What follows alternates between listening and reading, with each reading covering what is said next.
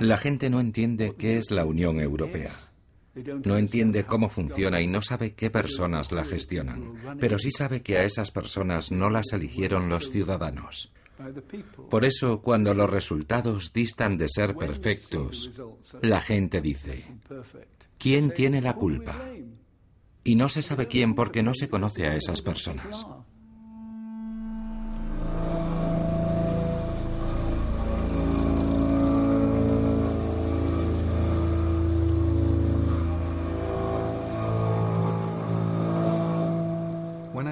Cuando empecé a trabajar como activista medioambiental, nunca me imaginé que terminaría como perro guardián de la maquinaria de Bruselas. Pero me quedé asombrado al descubrir lo frágil que es el proceso de adopción de decisiones y al comprobar lo fácil que es manipularlo.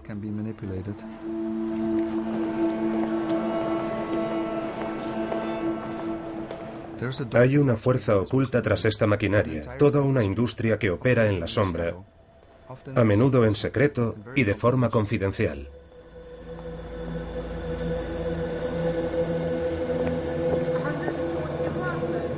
Es la industria de los lobbies o grupos de presión. Abstenciones, rechazada. Enmienda 28, a favor, en contra, abstenciones, rechazada. Párrafo 72. A favor. Llevo 20 años luchando por sacar a la luz quiénes son esas personas que mueven los hilos en la toma de decisiones en la Unión Europea, cómo operan y qué vínculos guardan con la élite política de la Unión Europea. Abstenciones, adoptada. Enmienda 267. A favor, en contra, abstenciones, adoptada.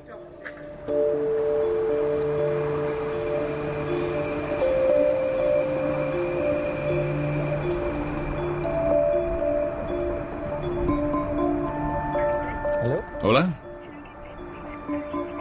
Sí, buenas noches. Me gustaría hablar con Rafaele, por favor. Ah, no está. Bueno, entonces me gustaría dejarle un mensaje para mañana. Simplemente me gustaría confirmar la reunión que hemos fijado. Soy el señor Kerneis, Pascal Kerneis, K-R-N-E-I-S. Sí, del Foro Europeo de Servicios. El ESF, sí. Tenemos una reunión mañana y hoy no he tenido tiempo de confirmarla. Simplemente era por eso. ¿Bien? ¿Sí? Muchas gracias. Hasta luego.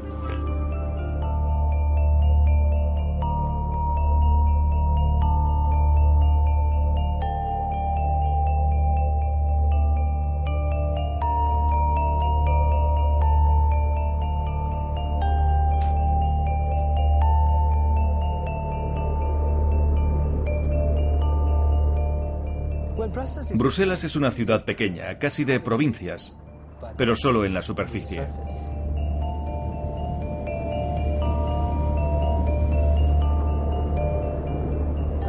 Cuando la conoces a fondo, descubres que aquí se cuece todo.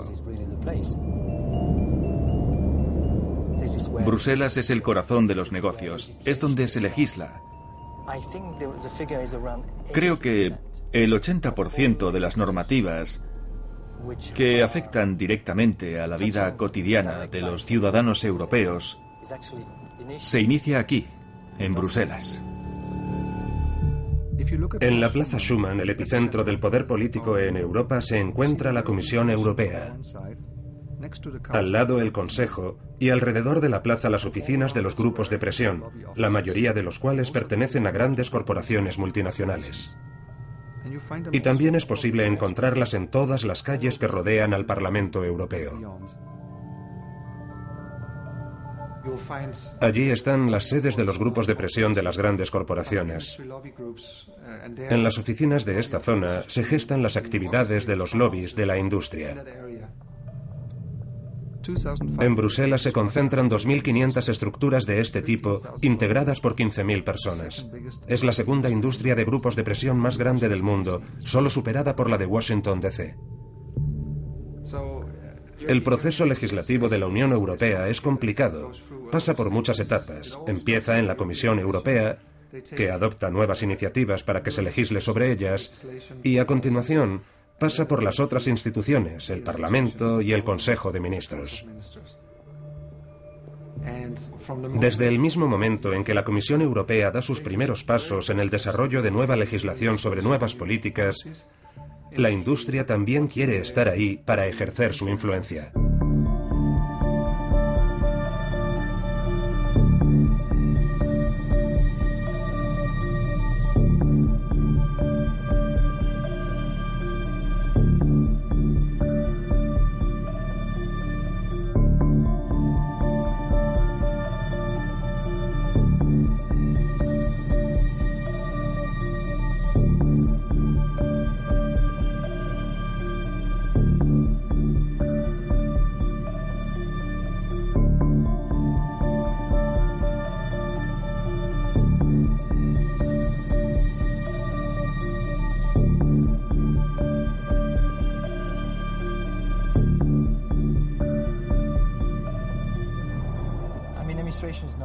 La administración no está hecha para mí.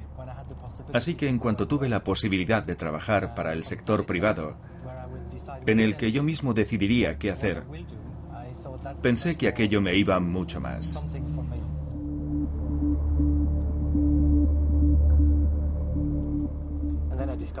Entonces, descubrí el negocio que rodeaba a las instituciones europeas y empecé a participar en los grupos de presión.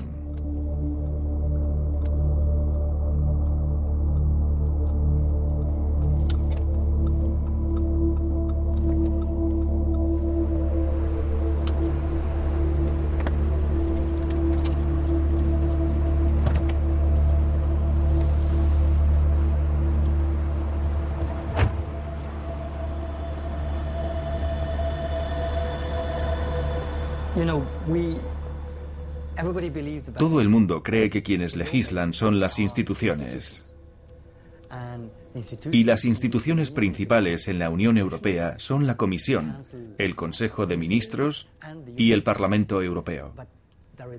Pero detrás hay otro mundo que influye en las instituciones a la hora de redactar un texto, a la hora de aportar una buena idea, de proponer enmiendas, de intentar perfilar un texto, dependiendo de lo que les interese.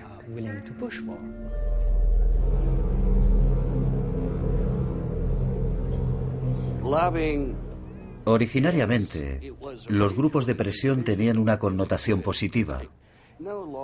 Ningún legislador puede ser un experto en todos los campos que tiene que abordar, y por ello confía en los consejos que le dan. Pero los grupos de presión pasaron de tener esa función a tener verdaderos sicarios, entre comillas.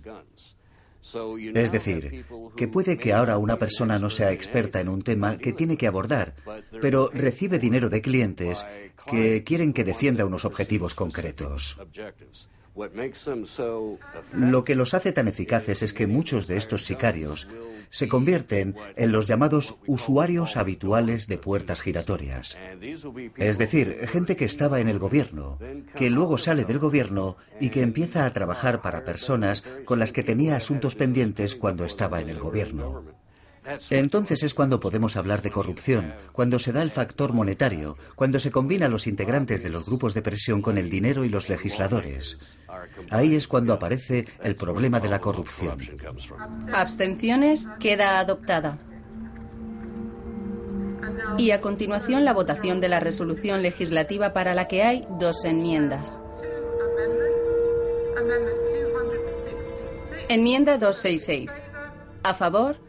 En contra, abstenciones, adoptada. Enmienda 267, a favor, en contra, abstenciones, adoptada. Enmienda 268, a favor, en contra. A mediados de los 90 nos topamos con muchos ejemplos de políticas europeas que fueron controladas por grupos de presión de la industria. Pensamos, aquí hay un problema de base, la influencia de las industrias es excesiva, y decidimos establecer un grupo para documentar ejemplos y empezar a desarrollar una estrategia que fuera reduciendo esta masiva influencia. Así empezó todo.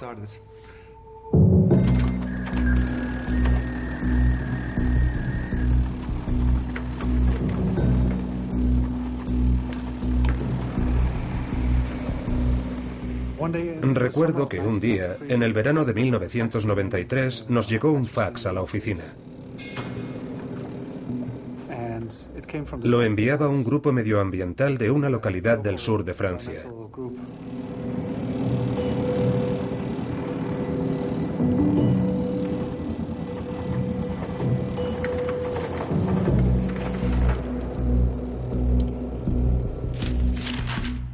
Peleaban para que no se construyera una autopista que atravesaría un valle en la zona en la que vivían, en el Valle de Aspe, una zona muy hermosa y muy importante desde el punto de vista ecológico.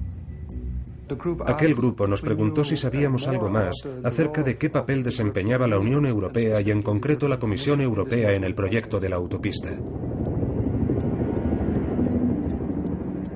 Así que empezamos a investigar.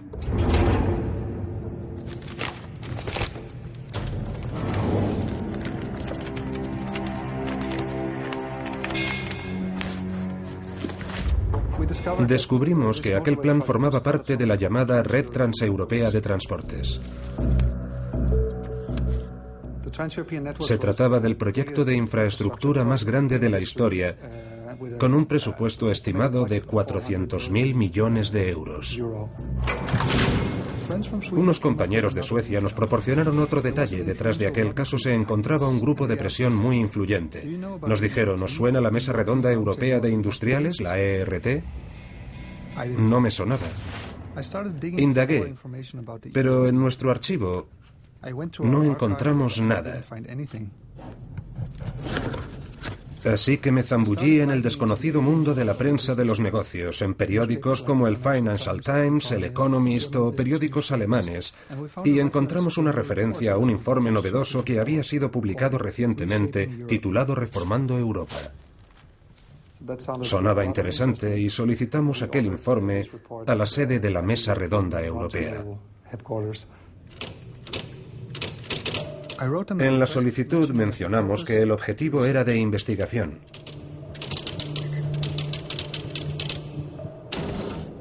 Pensé que no me enviarían nada, pero unos días más tarde me llegó al buzón un enorme sobre marrón. Contenía 3 informes: Eslabones perdidos, Redes perdidas y Remodelando Europa. Cogí las 2 primeras publicaciones y noté algo raro en ellas. Me resultaban familiares. El Eurotúnel, la conexión escandinava, el corredor de los Pirineos. Acudí al archivo. El proyecto TEN de la Comisión. Revisé la documentación y la cotejé varias veces.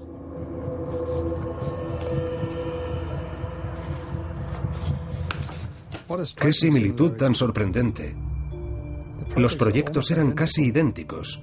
La Comisión parecía haber copiado y pegado las propuestas de la Mesa Redonda Europea.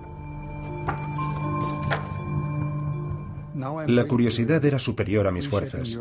Abrí Remodelando Europa. Se mencionaba una reunión en Dublín, 45 empresarios, todos ellos de multinacionales con un volumen de negocios de miles de millones de euros. Empresas como Fiat, Lafarge, British Petroleum, Hess, Nestlé, Siemens, Shell, Unilever y otras muchas. Todas ellas apoyaban lo que se decía en el libro. Los autores eran 3 empresarios: Jérôme Monod, Per Gyllenhammar y Vissdecker. Por entonces yo vivía en Países Bajos y conocía a Vissdecker. Era el director de Philips, una de las empresas más grandes del país. Per Gyllenhammar era el jefe de Volvo, la empresa de automóviles, y Jérôme Monod estaba al frente de Lyonès des Eaux, una enorme multinacional francesa del sector de aguas. Es decir, que los autores de aquel informe eran 3 responsables de algunas de las empresas más importantes de Europa. Era un manifiesto político escrito por líderes industriales.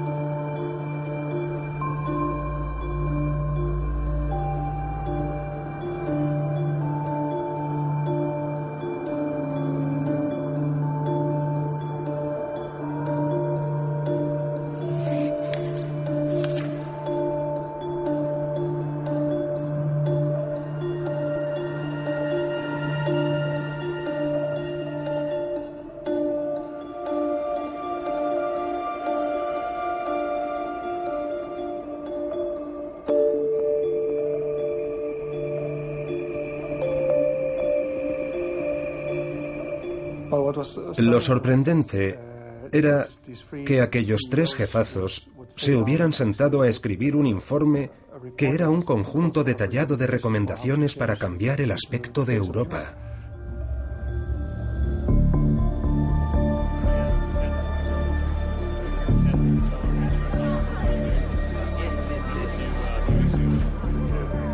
Ministro, Pascal Kerneis, del Foro Europeo de Servicios. Terminé de trabajar en la comisión en abril de 1990. Y decidí que el mejor sitio donde podía estar era donde estuviera el dinero. Así que me marché a la Federación Bancaria Europea y empecé a trabajar como miembro de un grupo de presión. Es del gabinete de la señora Ashton, Edward Banneman.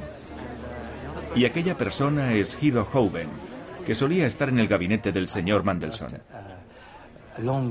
He trabajado mucho tiempo, 9 años, en la Federación Bancaria Europea, y allí empecé a descubrir un mundo paralelo a Europa, que era el del comercio internacional. Comisaria. Me alegro de verle. Muchas gracias. ¿Cómo está? Christopher Taxel, presidente del ESF.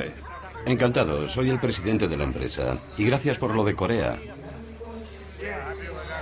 Ya ve, está aquí toda nuestra industria aunando fuerzas. Para formar parte de un grupo de presión, uno necesita tener muchos contactos. Yo podría hablar de un entorno de 100 personas que son cruciales en mi trabajo. Hola, Pascal Kerneis, del Foro Europeo de Servicios.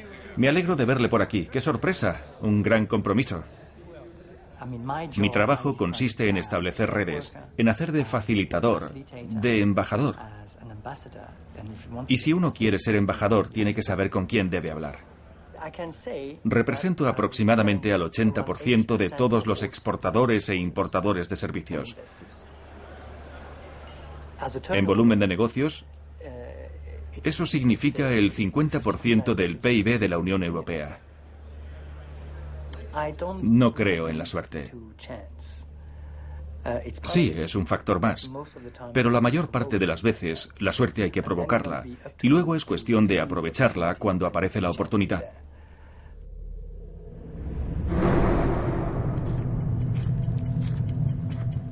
En diciembre de 1993, la red de ONGs para la que trabajo celebró su reunión anual en Bruselas. Estábamos muy sorprendidos por lo que habíamos descubierto sobre la Mesa Redonda Europea y sobre su influencia. En aquel momento no había estudios académicos que demostraran nada acerca del poder que tenían las grandes multinacionales sobre las políticas de la Unión Europea. Decidimos que aquella era la oportunidad perfecta para llamar la atención sobre el papel de la Mesa Redonda Europea. Hicimos una lluvia de ideas sobre qué hacer y optamos por algo provocador. La noche anterior escribimos una nota de prensa y a primera hora acudimos a la oficina de dicha organización. Uno de nosotros llamó al timbre y le dijo a la secretaria que era estudiante y que estaba buscando documentación. Cuando abrieron la puerta subimos las escaleras a toda prisa. Así conseguimos entrar en la oficina de la Mesa Redonda Europea.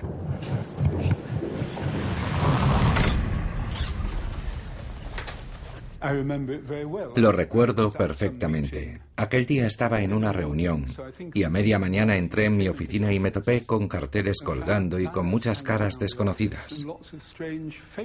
Pregunté, ¿qué está pasando aquí? ¿Me cuenta alguien qué está pasando? Y me dijeron, hemos venido a ocupar su edificio. Probablemente estaban buscando un enfrentamiento o quizá querían que yo llamara a la policía, que viniera y los echara, pero aquello no me parecía buena idea. Coincidió que en ese momento teníamos prevista una comida de oficina, así que me llevé a todo mi equipo y los dejé allí. Nos sorprendió la reacción de la Mesa Redonda Europea. Se metieron en una sala, supuestamente se pusieron a hablar sobre qué hacer y decidieron marcharse. Lo que hicimos fue usar su lista de prensa y mandamos por fax la nota de prensa a los medios internacionales. Esperábamos que la ocupación de aquel oscuro pero muy poderoso grupo de presión empresarial despertara el interés de los medios. Pero las cosas no salieron como esperábamos. Creo que hablamos solo con un periódico y que un único programa de radio mostró interés, pero el resto nada. No sabíamos cuándo regresaría el personal de la Mesa Redonda Europea. Habían dejado a la vista documentos de posicionamiento político y un archivo perfectamente organizado. Decidimos actuar con rapidez y fotocopiar todo lo que nos diera tiempo. Entre aquellos documentos se encontraban cartas y peticiones de esta organización a gobiernos europeos y a la Comisión Europea, y también las respuestas. Leyéndolos, era posible comprobar el alcance que tenían y la increíble influencia que poseían.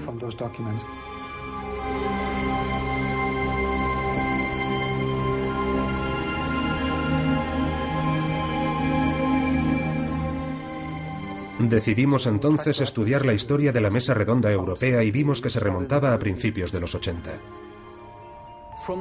Hubo un miembro de la comisión que resultó crucial, un belga llamado Stevie Davignon. Tenía bagaje diplomático y empresarial y entendió la necesidad. Dijo, si quiero hablar con la industria europea, ¿a quién tengo que dirigirme?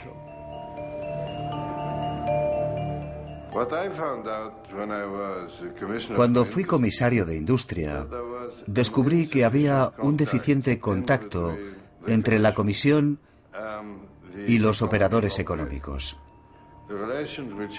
Existía una relación con las federaciones industriales, pero yo diría que en el ámbito oficial, no entre unas personas que eran responsables de los negocios individuales. Eso lo eché en falta. Así que decidimos establecer un grupo de industriales que posteriormente pasaría a llamarse Mesa Redonda Europea para tener la capacidad de escuchar a los directores de las empresas.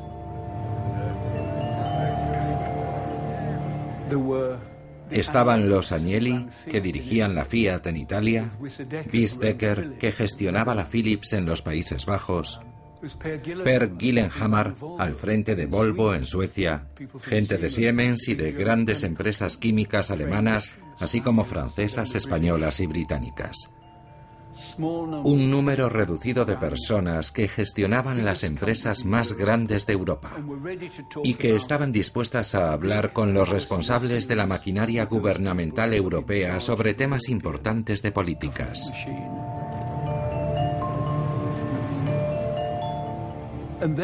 Y entonces, cuando conocen a un presidente de la Comisión tan visionario como Jacques Delors, descubren que él también piensa exactamente en los mismos términos. Así que, ¿por qué no reunirse y compartir ideas? Y ese es el paso que dimos.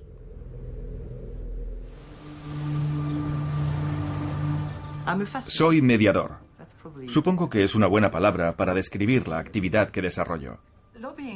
Se suele pensar que las palabras lobby o grupo de presión tienen connotaciones negativas, pero se trata simplemente de establecer lazos, contactos entre seres humanos. Buenos días. Buenos días.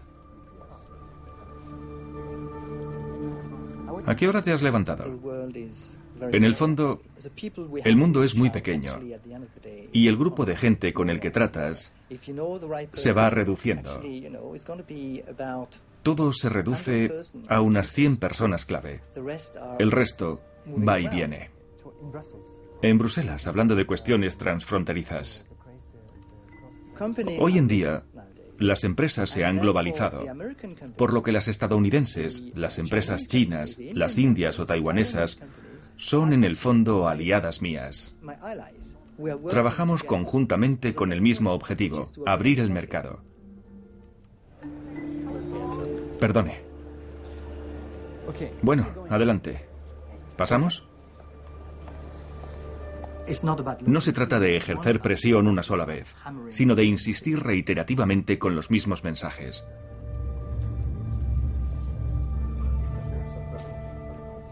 Hay que pensar a largo plazo, pero tampoco pienso que con mi trabajo vaya a cambiar el mundo mañana.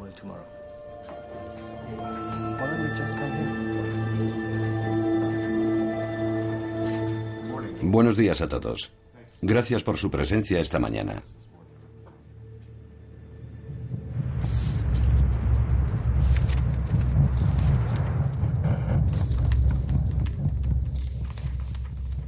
La Unión Europea nació en el año 1993.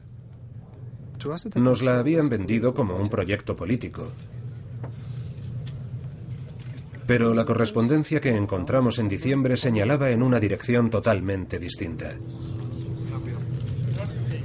¿Había un plan maestro detrás, como sucedió con el proyecto TEN, escrito por la Mesa Redonda Europea? Los archivos indicaban que la Mesa Redonda y la Comisión Europea se reunían habitualmente.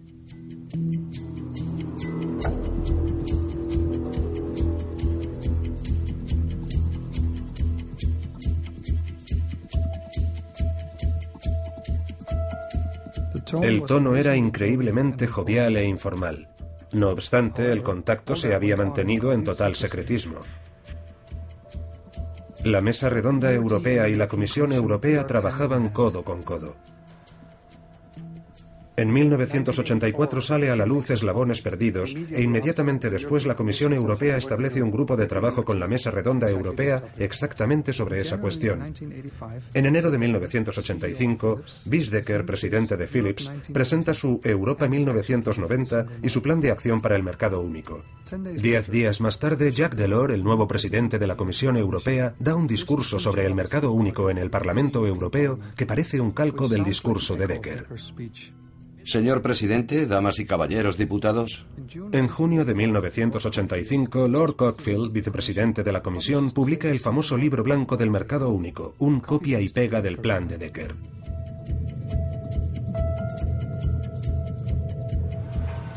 Cada 6 meses se celebraba una cumbre europea y cada 6 meses, unos pocos días antes, se reunía la Mesa Redonda Europea. El lugar y la fecha de celebración eran mantenidos en secreto y la convocatoria se realizaba con 2 años de antelación. Se dejaba así un mensaje claro para la siguiente cumbre europea de jefes de Estado. Adoptar el mercado único, la unión monetaria, proyectos de infraestructura, un mercado laboral flexible, desregularización, reducción de los servicios públicos, medidas de austeridad y otros mensajes. Su programa neoliberal al completo. Nuestra impresión quedó confirmada por una experta estadounidense que también intervino, Maria Green-Coles. Me interesaba hacer algo sobre Europa y sobre la Unión. Empecé a hablar con algunos de los presidentes de las empresas y con los gerentes de asuntos corporativos para preguntarles qué había pasado. Y entre todos se fue completando la historia. Luego conocí a Keith Richardson. Keith y yo hablábamos de muchas cosas y me daba ideas. Luego me iba y hablaba con otra gente y volvía con más preguntas. A veces Keith tenía la respuesta y otras veces no. Al final, creo que ya la 7ª vez que nos vimos, le dije, creo que ya puedo escribir sobre esto y organizar entrevistas, pero quiero ver esos documentos. Keith me dijo, tienes un montón de cajas de cartón en el sótano de la Mesa Redonda Europea. No las hemos abierto, son de los primeros años. En su día guardamos directamente ahí el material. Yo, claro, me ilusioné y pensé, esta es la mía.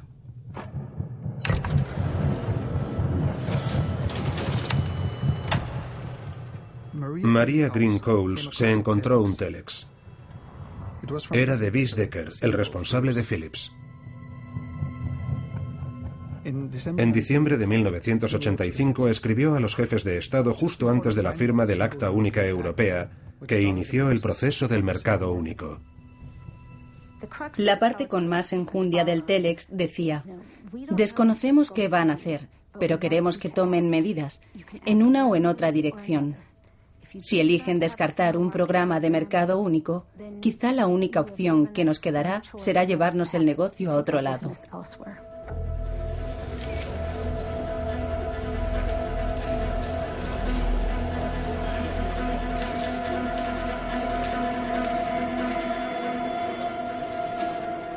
Aquello era una amenaza clara.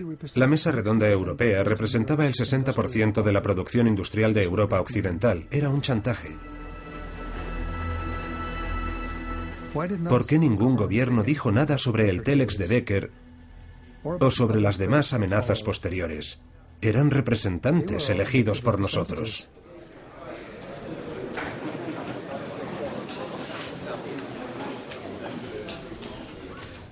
Aquello nos pareció una traición y quisimos hacer algo al respecto. Era importante que la gente de la calle supiera lo que estaba pasando y decidimos publicar un libro. Así que además de recoger datos empezamos a realizar entrevistas. Entrevistas encubiertas. Eric era la persona idónea para realizar aquellas entrevistas. En aquellos días era muy fácil conseguir acreditación de prensa. Decías que eras de una revista o de una gaceta y ya eras periodista. En el fondo no era totalmente mentira ni verdad.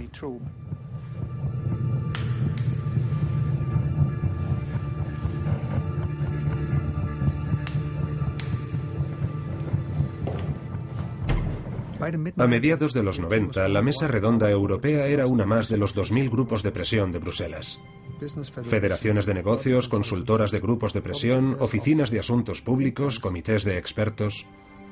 Empezamos a zambullirnos en el mundo de los grupos de presión. Al final, en la primavera de 1997, reunimos los resultados de nuestras investigaciones y entrevistas en un único informe titulado Europa Sociedad Anónima. Programamos su publicación para la Gran Cumbre Europea de Ámsterdam. Allí estarían todos los medios de comunicación. Estábamos entusiasmados. Habíamos preparado el lanzamiento del libro y media hora antes empezaron a llegar los primeros amigos. Pero apenas aparecieron medios de comunicación. Así que, lamentablemente, nuestro primer evento público pasó casi desapercibido para el público. Sí, fue decepcionante. Creíamos tener un material muy interesante y una buena presentación. Sí, sin duda fue decepcionante que los medios no recogieran aquella historia.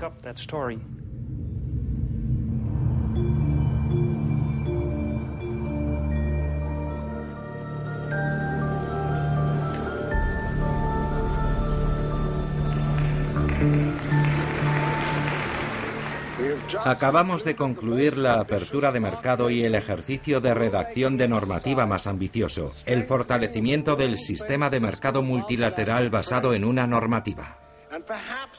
Y quizá lo más importante, hemos establecido una organización mundial del comercio más fuerte y con una base más amplia.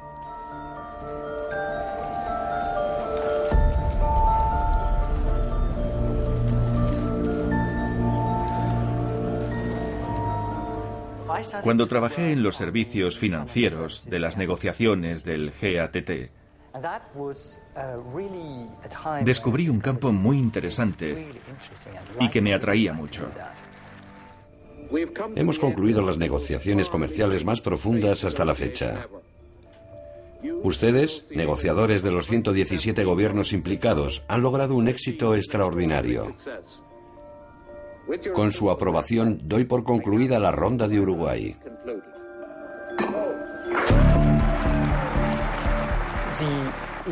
El mercado interno de la Unión Europea se estaba convirtiendo en un mercado muy importante y rico, con un alto PIB per cápita.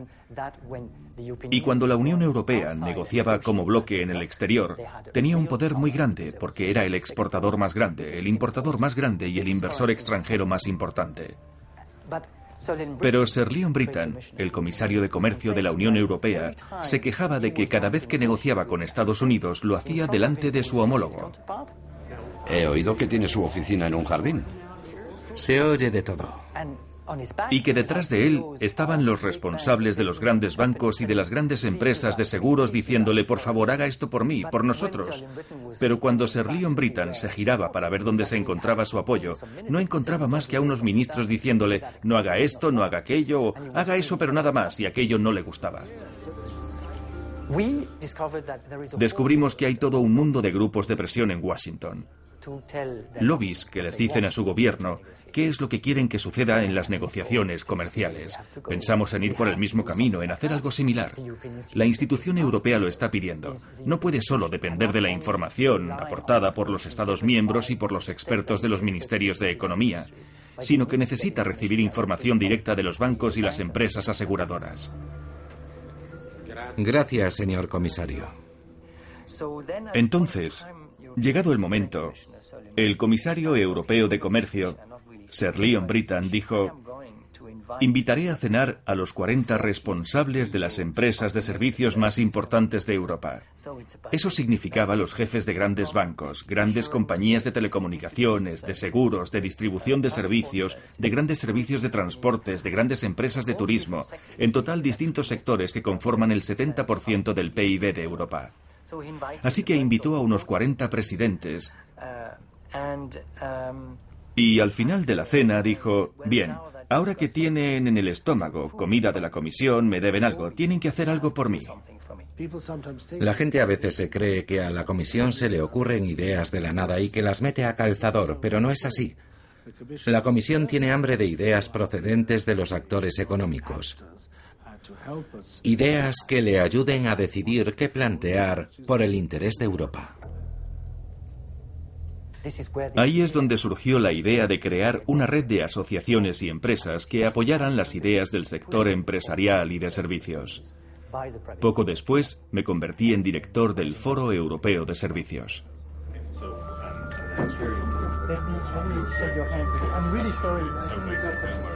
En enero de 1999 dispusimos de 11 meses para preparar la conferencia de Seattle, la primera conferencia ministerial de la Organización Mundial de Comercio tras la creación de esta organización en 1994, y la idea era que aquella reunión pusiera en marcha la ronda del milenio por la que tanto había luchado Sir Leon Brittan. Bien, vamos. Sir Leon Brittan nunca llegó a Seattle. Toda la comisión tuvo que dimitir por los inmensos fraudes en los que estaban implicados varios comisarios. Y en Seattle, la ronda del milenio adoptó un rumbo totalmente inesperado. Yo estaba hospedado en el Hotel Hilton y la conferencia se celebraba en el Sheraton a 500 metros y no me permitieron salir del hotel porque había un manifestante echado en el suelo bloqueando la puerta.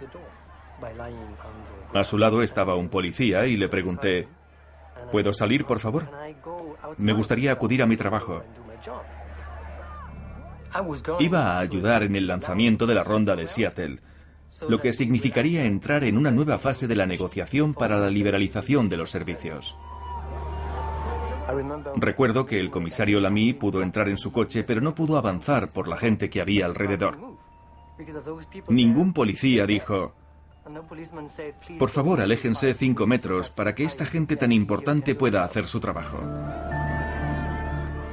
Muchas ONGs afirman que el Foro Europeo de Servicios es una organización secreta que mantiene reuniones confidenciales con la Comisión Europea, pero todo está en la página web. A ver, yo estoy haciendo mi trabajo, poniéndome en contacto con los funcionarios de la Comisión responsables de mi informe. Si alguien más quiere hacer lo mismo, encontrará el número de teléfono en la página web. En el fondo no estoy haciendo más que mi trabajo, nada más, pero si la Comisión tiene un vínculo con el Foro Europeo de Servicios, es porque la Comisión está abierta a recibir información por parte de los sectores de servicios antes de empezar las negociaciones, porque de eso se trata en el fondo. Los negocios los hacen las empresas, no las ONGs.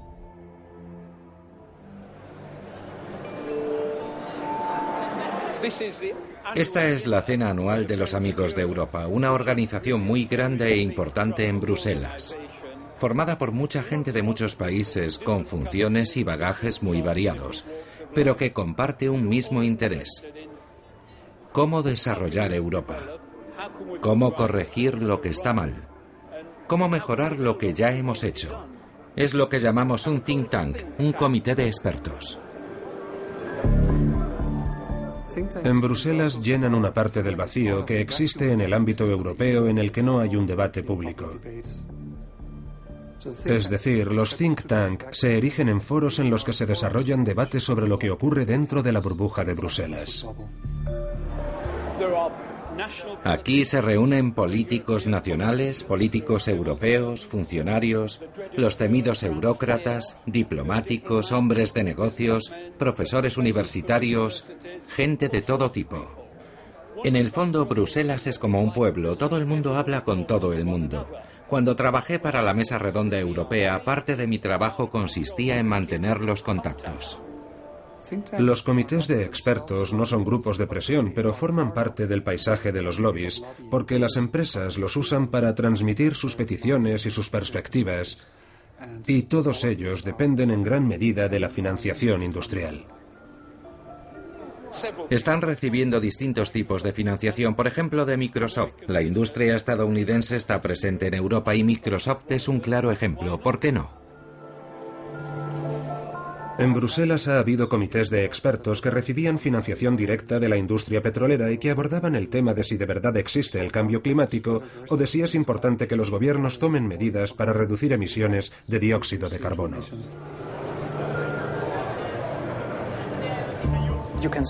Es posible fundar institutos de investigación para disponer de medios de investigación que fortalezcan tu posición. O es posible poner en marcha campañas de comunicación masivas e inundar los medios con tu información. También se crean falsas ONGs, como sucedió durante la gran batalla sobre la ley de patentes de software. De repente aparecieron anuncios de una ONG en los que se decía que representaba a pymes, pero el apoyo financiero de aquella ONG procedía de Microsoft y de otra gran empresa de software, SAP. Al final, todo se reduce al dinero. La democracia se basa en el lema una persona, un voto, pero en el mundo de los negocios de Bruselas el lema es un euro, un voto. El problema es que desconocemos el dinero que se mueve entre bambalinas en política, desconocemos cuánto se gasta en hacer presión, quién lo hace y sobre qué temas ejerce presión. Necesitamos controlar esto por medios democráticos. Hay que ser transparentes con el rol de los grupos de presión, en el proceso de adopción de decisiones en la Unión Europea, el rol de empresas importantes como Monsanto o Shell, o el rol de un gobierno extranjero como el chino o el ruso a la hora de adoptar las decisiones en Bruselas.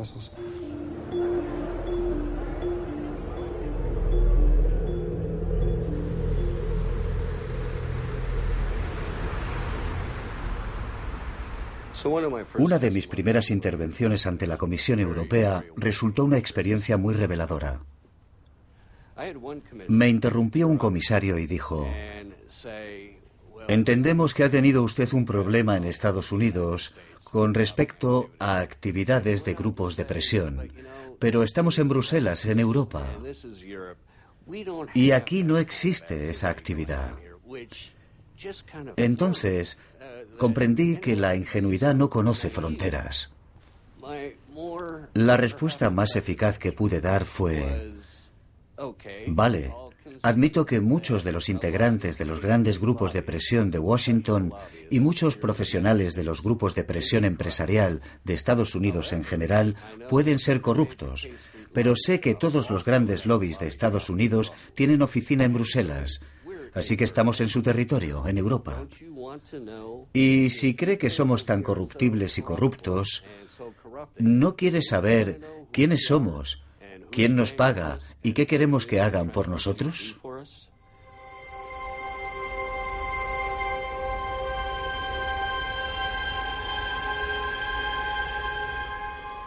Llevábamos mucho tiempo queriendo regular los grupos de presión, pero en 2004 empezó una nueva comisión y por primera vez 10 países de Europa Oriental entraron a formar parte de ella.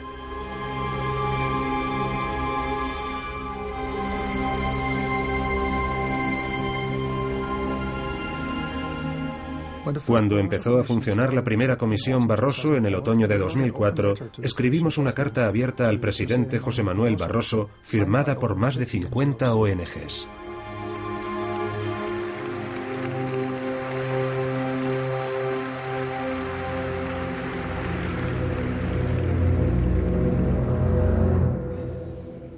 Me gustaría transmitir mi más sincero agradecimiento por la confianza que acaban de depositar en esta comisión.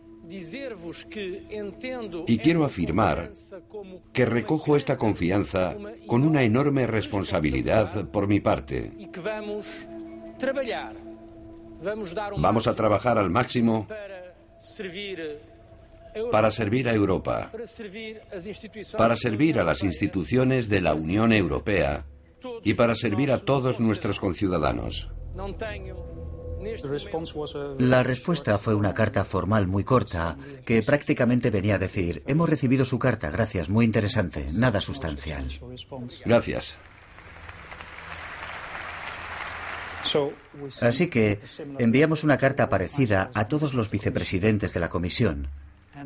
Y de repente, hacia el final de febrero, se puso en contacto con nosotros la oficina de Siim Kallas, comisario estonio de administración, que nos invitó a una reunión.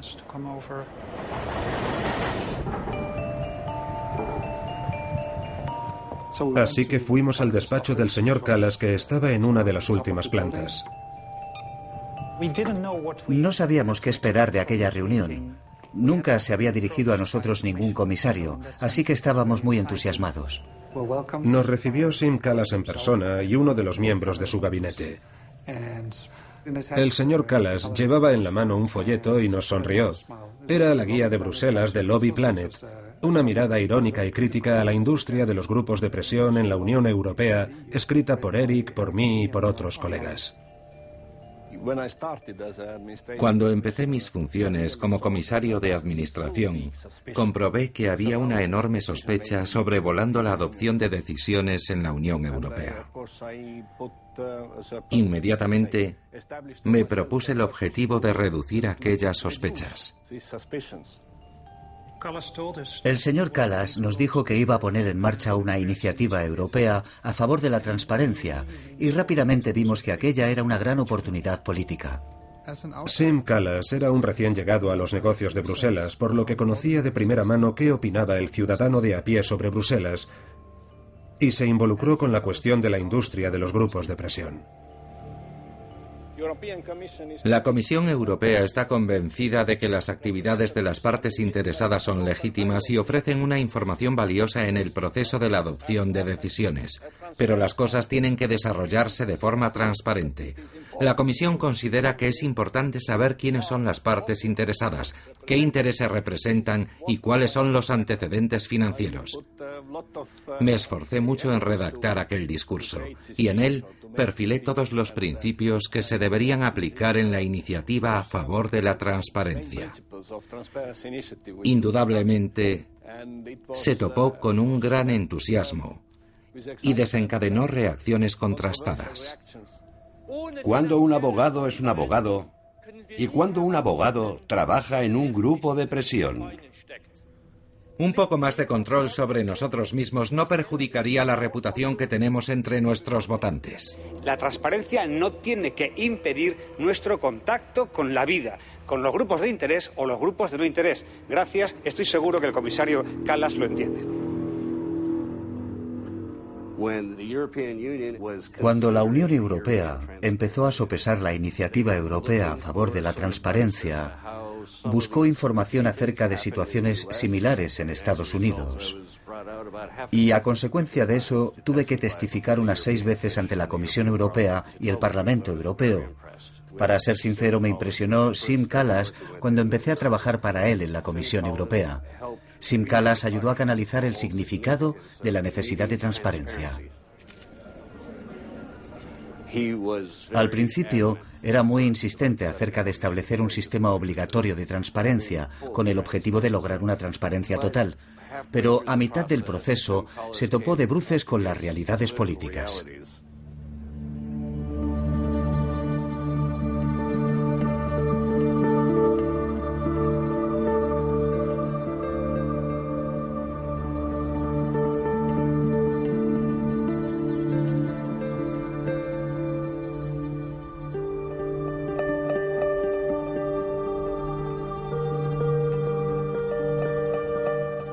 Al cabo de 3 años de lucha y enfrentamiento político, el comisario Kallas subió al estrado visiblemente cansado para poner finalmente en marcha un registro de grupos de presión.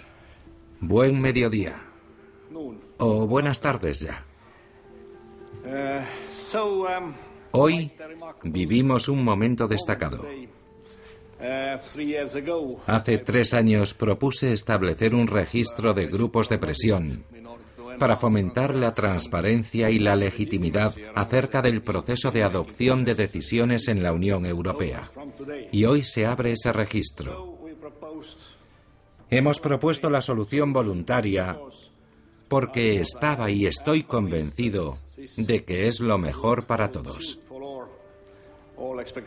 Y creo que hoy es un momento muy importante de cambio cultural con respecto a este aspecto de la adopción de decisiones en las instituciones europeas.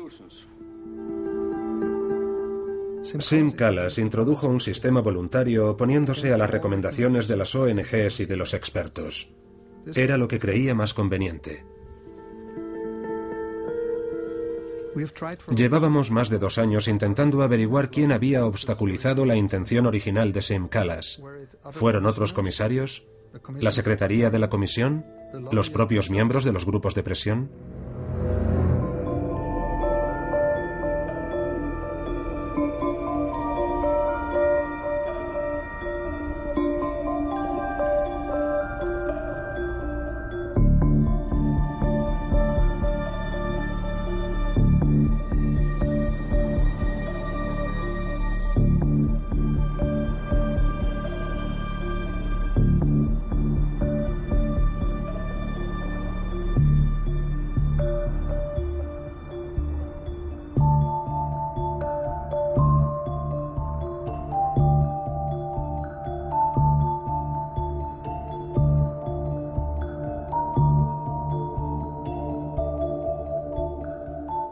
Un mes después del inicio de la crisis financiera, en octubre de 2008, José Manuel Barroso nombró el Grupo Independiente de Alto Nivel sobre Supervisión Financiera.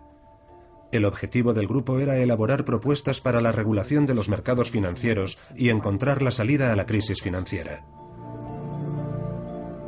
8 personas, 8 sabios fueron nombrados para liderar aquel grupo. Jacques de la Rosière, Rainer Masera, Onno Rudin, Otmar Ising, Callum McCarthy, Leszek Balcerowicz, José Pérez Fernández y Lars Niber.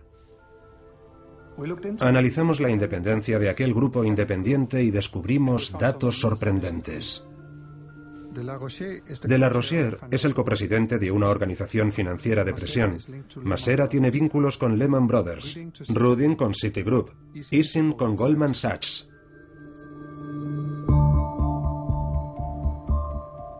McCarthy, Niber y Balcerowicz son importantes desreguladores, y Pérez Fernández ofrece inteligencia de mercado financiero a grandes bancos.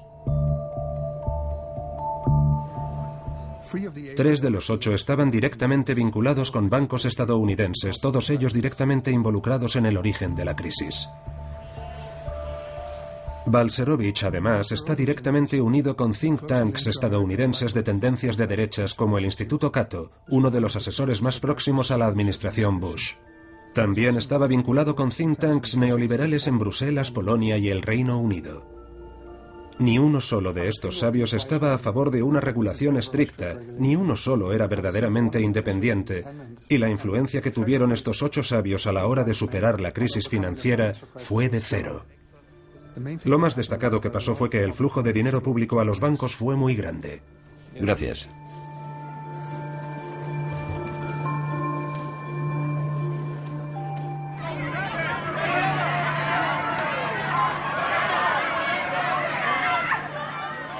Todo este asunto está envuelto por una horrible sensación de déjà vu. Las mismas instituciones financieras que fueron rescatadas con el dinero de los contribuyentes están enriqueciéndose ahora con la desgracia de Grecia, mientras que esos mismos contribuyentes están pagando el peaje en los grandes recortes que han sufrido sus salarios y sus servicios sociales.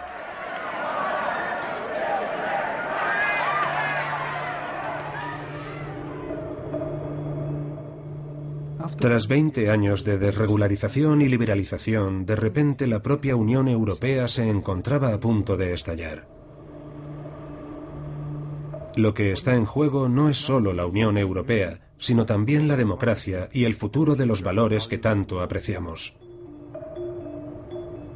¿Era esto lo que habían querido los europeos originariamente?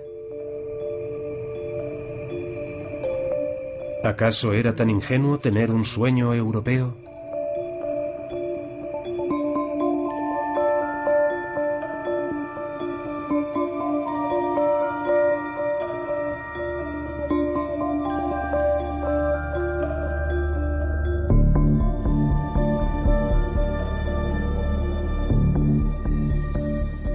Está en la naturaleza humana que no exista solo el bien. Todo tiene un lado malo y necesitamos asegurarnos de que nos quedamos solo con lo bueno. Y por eso es necesaria una regularización.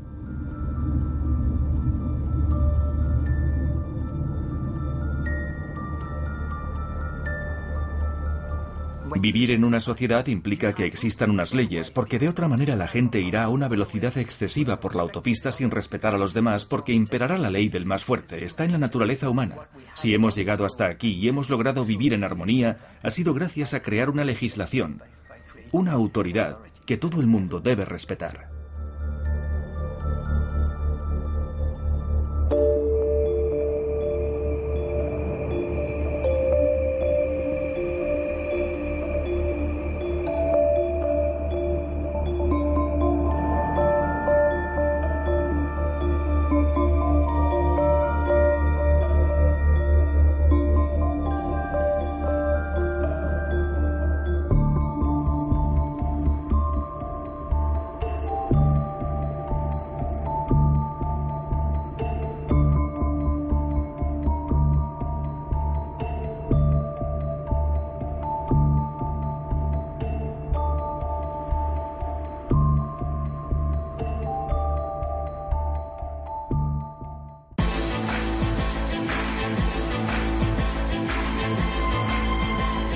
Si calificas una muerte como natural o accidente y te equivocas porque es un asesinato, el asesino queda libre. Cuando una investigación no se realiza de forma competente, suceden cosas terribles. Así que hizo la autopsia en un garaje. Correcto. En Estados Unidos se producen cada año 2,5 millones de muertes. Cuando estas son repentinas se da por hecho que habrá una investigación, pero la realidad es bien diferente. Llevo más de 35 años trabajando como forense. Y aún me sorprende la cantidad de lugares que hay en este país que carecen de un sistema de investigación criminal eficiente. En más de 1.300 condados, los jueces de instrucción, que son políticos electos, dirigen investigaciones de asesinatos y autopsias. Yo ejercía como tocólogo antes de convertirme en juez de instrucción. Supongo que debemos preguntarnos si queremos que alguien que haya estudiado medicina y tenga una formación especializada decida la causa y la manera en la que hemos muerto. Probablemente cada año hay entre 60 y 70.000 muertes. No tengo personal ni recursos suficientes para investigarlas, para responder de todas esas muertes. Deficiencias legales, intrusismo político en la investigación criminal y una irrisoria financiación de la medicina forense son algunos de los problemas con los que convive la sociedad estadounidense en materia forense. El otro problema es, y quiero que escriba esto en mayúsculas enormes en la pantalla, es que los muertos no votan. Punto. Los muertos no votan. Postmortem. La próxima semana en Documentos TV.